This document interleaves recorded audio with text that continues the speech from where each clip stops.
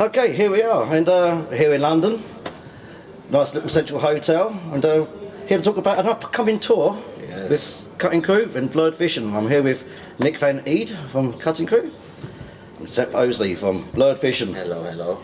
And this is an interesting tour coming up because it's like a double bill, but you're also actually performing on stage together. That's the breakdown. Yeah. I mean, it's two bands coming together as one, you know? It's just two generations colliding, take the stage as one band, and it's something that we hope is going to be a template for the future, because it's such an amazing sort of concept. Everyone keeps saying, like, it's sort of like this idea of a supergroup, but it's a supergroup in the sense that you have a very established artist, an amazing songwriter, taking a young band on the rise under his wing, and I think that's something that could possibly transcend into lots of other artists doing this. Some of the promoters, some of the promoters still don't understand it. They think it's going to be Cutting Crew and then a set by Blurred Vision, then we all get together for an encore or something. Yeah. How boring, you know. Yeah, it's great. We're learning each other's songs. He's learning chords to songs he thought he knew, and I'm learning his words and harmonies. And we're actually, whether it's of any interest, I think in 35 years in the music business, I've never found another vocalist where we blend great. We're like the Everly Brothers, man. Got to rock Everly Brothers. Yeah. It's amazing how it just works. So naturally. A lot of fun. So it's actually one stage, one show, about 18 songs.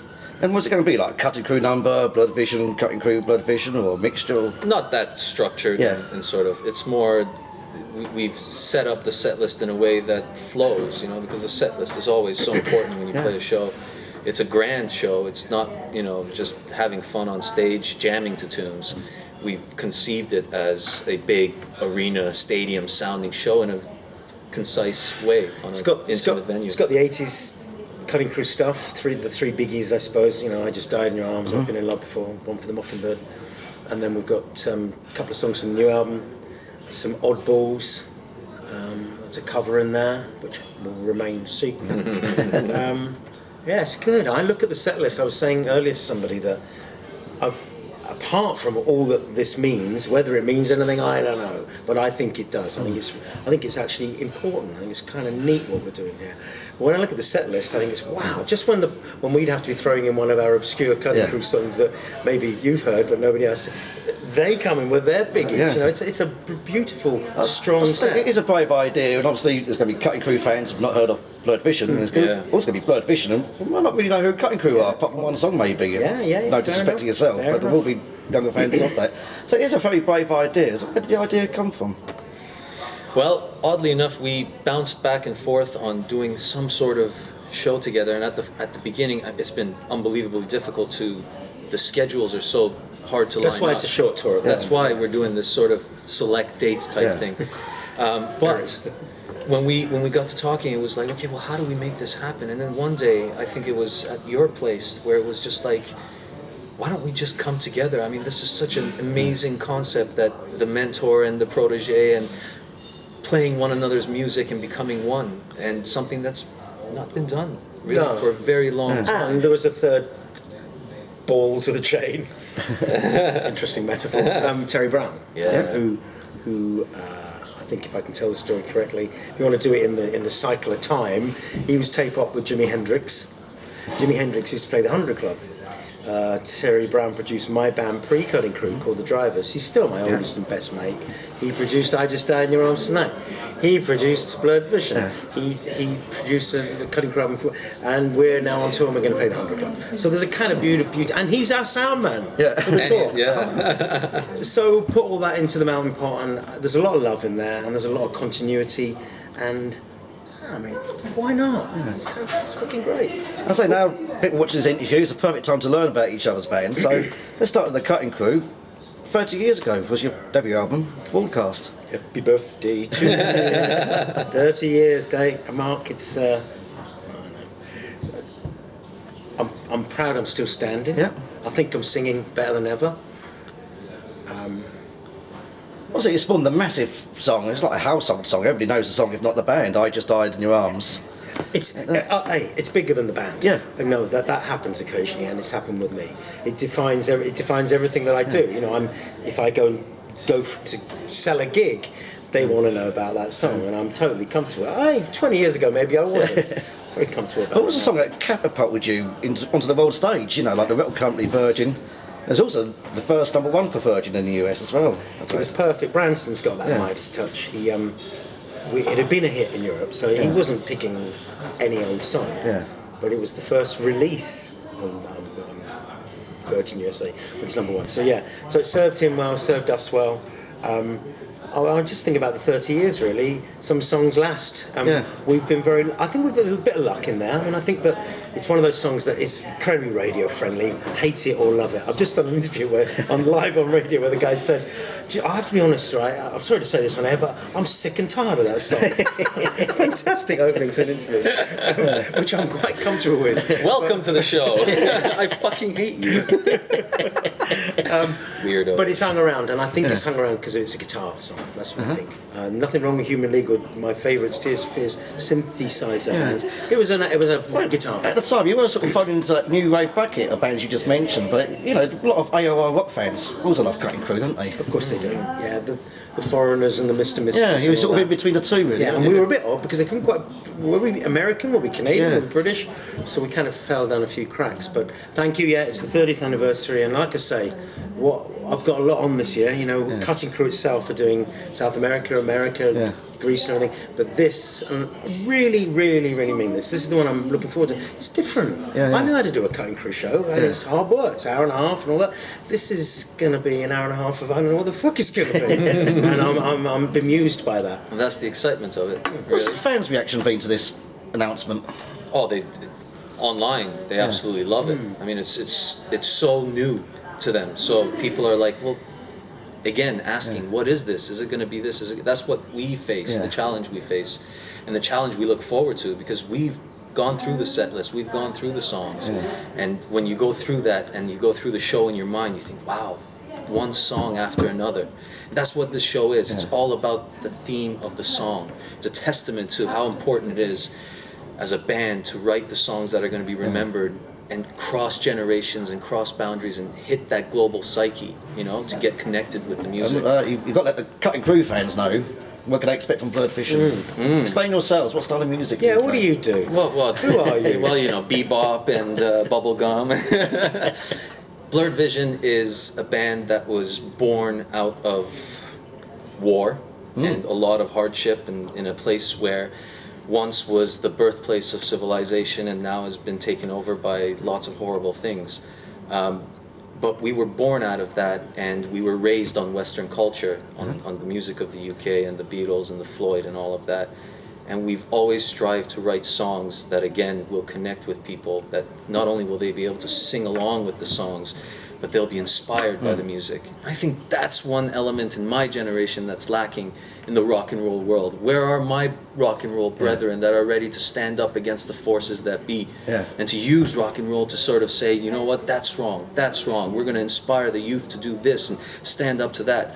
That's one element for us that is incredibly important. It's a bit thin on the ground at the moment, Also, the country you're talking about is your birthplace, Iran, and you sort of made a big name for yourself before you even had the band. You made a video, Hey Ayatollah, Leave Those Kids Alone, sort of a remake of Pink Floyd's Another Brick in the Wall. And, just hit the media, and Roger Waters got involved with the band. Yeah, and still is a great endorser and supporter of the group. It was one of those moments where it was really guerrilla warfare. We were reacting to a moment in time when social media and social action were coming together for the first time. And we thought, we need to do something to support the youth. That time it was Iran. Now we're trying to do it in so many different places. But it was just that moment where we thought, we got to do something, and here's the perfect way to do it. Rock and roll as it's supposed to be, as our heroes taught us, Bob Marley and John Lennon and all these guys that used music to fight these things, you know? That's why we did it. That's how we got started. And again, this show is combining social action with songs that are going to stick in your head and get into your mind, you know? Well, so first and foremost, it's the music for the politics. You're not up there waving a red revolutionary flag. No, it's the music. We wouldn't be able to stand on stage with this man if that was the case, because again, it comes back to the songs, what the meaning of the songs are, but also how well they've been put together, you know? And we let that do its own talking. Yeah, the Blurred Vision album has many levels. If I didn't like the album, if I didn't like the album, we'd still be mates, but we wouldn't be doing this. You can take, there's all different things, and I'm not going to ever stand here and pretend that Cutting Crew is some highly politicised band. But over the 20 years, there's 8 or 9 songs on there that are, and we're going to maybe glean 4 of them and put them in the show because it sits. This show has to sit. I think it'd be foolish to go, I'll play my favourites and you play. It's got to gel as what we're trying to say. So there's some unexpected songs in there. And that's the brilliant thing. You just said it. Just because we're writing those catchy songs, there's hits, it's made for the mainstream, doesn't mean we have to write bubblegum. You know, that's the brilliance of it. That's the whole point, is you got to make people feel, to dance, to feel like they can fucking take on the world. But at the same time, the music has to hit and crack through. And that comes from the melody. And it's going to be a rock show. There's 6-piece. So it'll be fully. So who's exactly in the bag? So I'm giving 3-piece. So it's the complete 3-piece. Ben, soul, and Sepp. So that's drums, bass, and guitar and man with hat. Thanks. I filled in the freaking guitars and vocal. Me kind of standing here, or as close as I can. It'll be a lot of people on this, and my guitarist Gareth. So that's going to be great too. Very fine guitarist, and my keyboard player John. Excellent. Big sound. And obviously, Cutting Crew are still making music. The 5th album came out last year, or beginning this year actually. Add to favourites. Some good songs in there as well. Yeah, I'm delighted with it. It was the bravest album I've done. Brave. Who gives a shit about Brave? God, edit. I just didn't give a shit. You know, I wanted to do the songs I wanted. I love Van Morrison. I love Randy Newman. I like Prince. So I didn't sit down and go. I just didn't check myself. Why did you resurrect the band?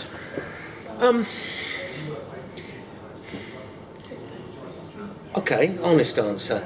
We're busy, you know, we're out there. There's all these, because we're the 80s retro stuff is out there. If somebody phones me up and says they're going to offer me, you know, £180,000 to play 2 songs, I'm going to go, no, I'm not really going to do that. They don't offer that money. But so we've been busy, we're out there, and I just thought, well, hang on, this is crazy. I still write songs. I've been writing them for Mika, and I've been writing them for Pixie Lott and so on. So we did them, and they sit together nice. I'm really chuffed with that, and there'll be 2 or 3 on the new tour.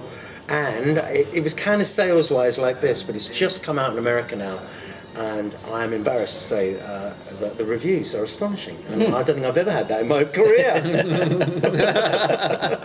And fortunately for me, I was went to the album launch for Add to Favourites, a little boat trip down the Thames. And Sepp was there as well.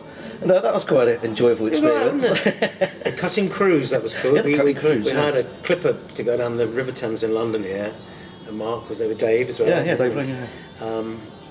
It was. I took a lot of talking in because you know you write an album like that and record it, spend a lot of money, then to be told by your promotions company, would you just do it as a 3-piece, you know, with a cajon? I'm going, but it kind of worked, didn't it? There was one point you was lost for words as you look behind you, and there was the House of Parliament directly behind you. The boat turned. I know.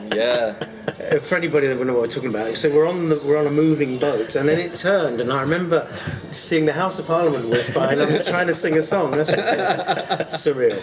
I'm glad you. And you told some hilarious stories on that boat, and I'm sure you told it before in other interviews, but you've got to tell it again. And the time you met Jimmy Page.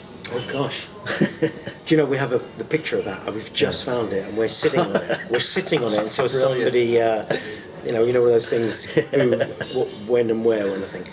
Okay, so it's pre-anything, pre-Cutting Crew, pre-Drivers, 1977, 6. So Jimmy's pretty dark in those days, and he's retired basically back to his Sussex farmhouse in Plumpton. And I used to play every Friday night in the Half Moon in Plumpton, and there'd always be, Jimmy's going to come up one night, Jimmy's going to come up one night. Yeah, right. And so I played there for about a year, and then on the night that it's the Tramps and Tarts fancy dress night, I'm dressed in a blue Lurex dress with stockings and lipstick. Jimmy turns up. So I have a picture of, and he's there, and sorry Jimmy, you weren't on the best of form that night health-wise. And he kind of shuffled around a bit, I think if I look at you made him feel sick, I imagine. The sight of my legs, Actually, I don't want that bit in my head, it was a good night. So it was an amazing night. He brought his famous Gibson, and I had my little telly, and we did some blues. And yeah, he had to look at my fishnet tights all night. So Amazing. probably made him go write an album. True story. So obviously, you know, you're 5 years into your young career, and you've met Roger Waters. You Yeah. guys have met him, yeah? Yeah, oh yeah.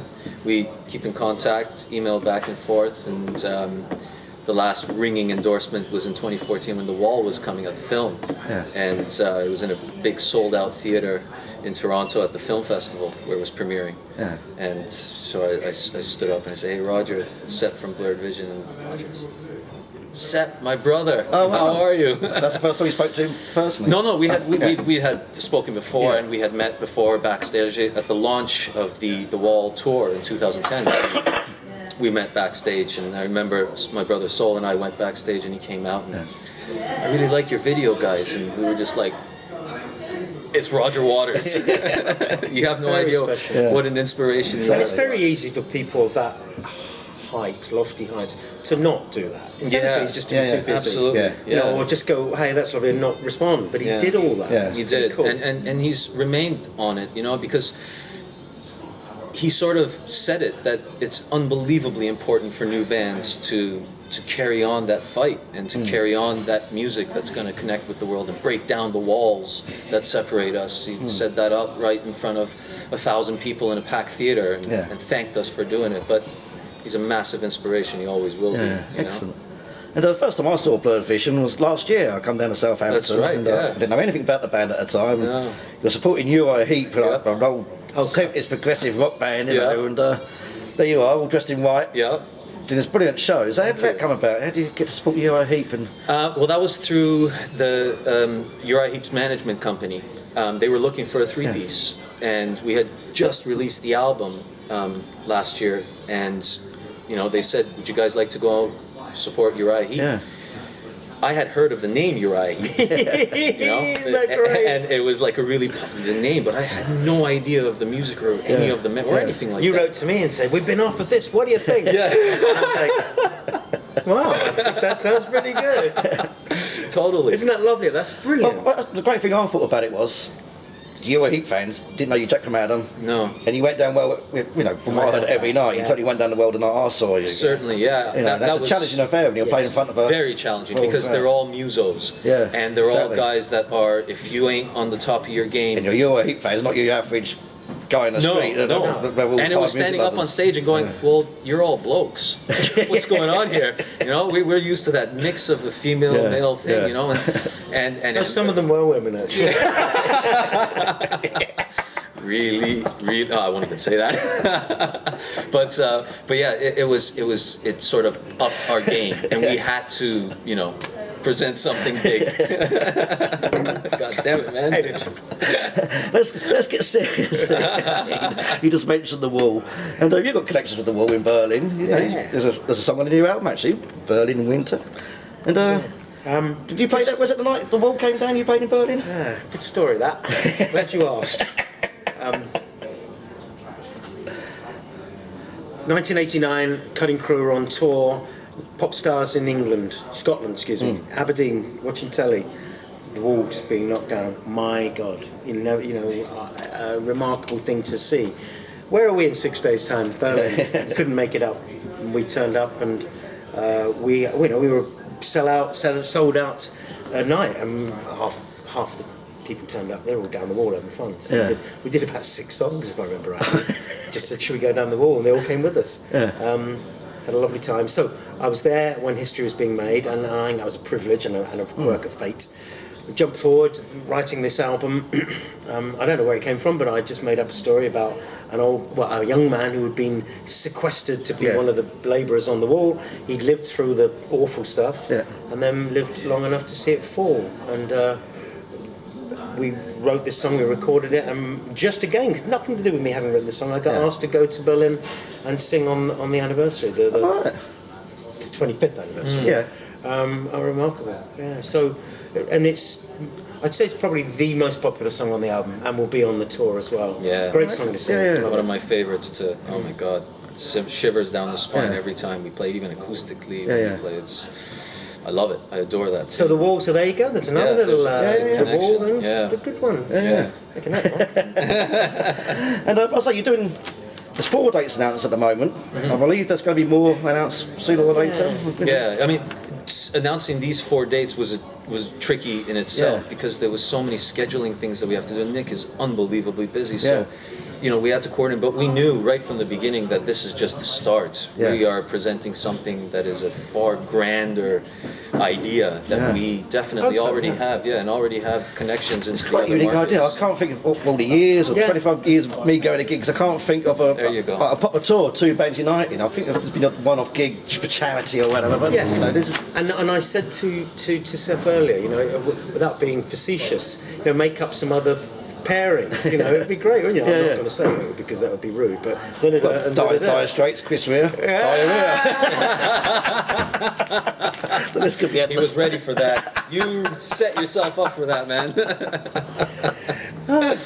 But thank you, but that's the biggest compliment you could ever pay about this project. Yeah, it is. And what is cool is it's the artist that is worldwide successful taking under his wing the new band that is starting to take off.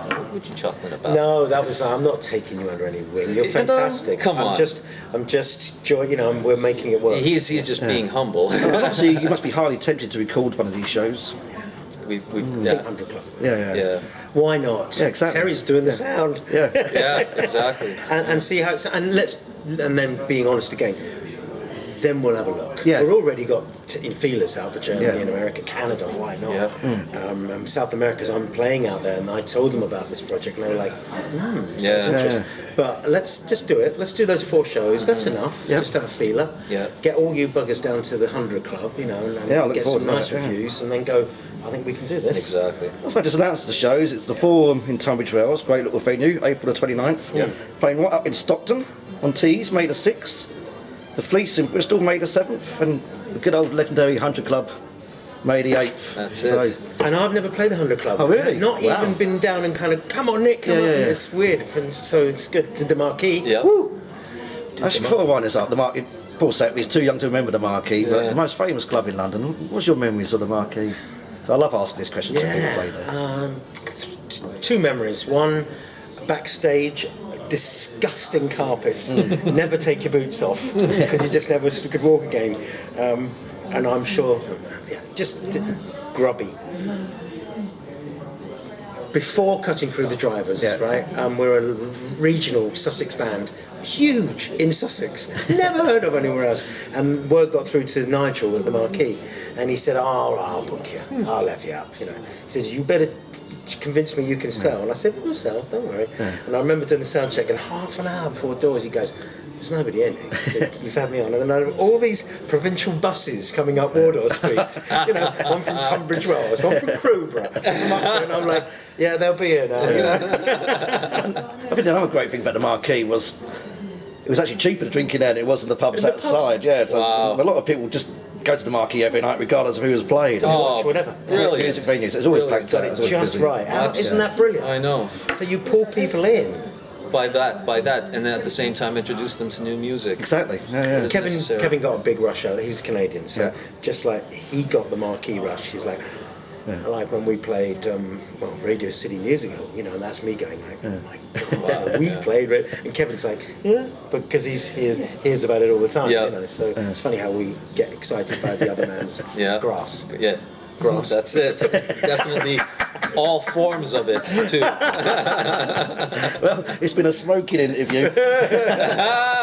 Brilliant. Nick, Sepp, wish you all the best for the future, and there, go and see them. Cutting Crew, Bird Vision, United. So Great. Thank you very I'm much. really looking forward to Thank this. you very much. All the best. Thanks very much. Cheers. Cheers. Nice.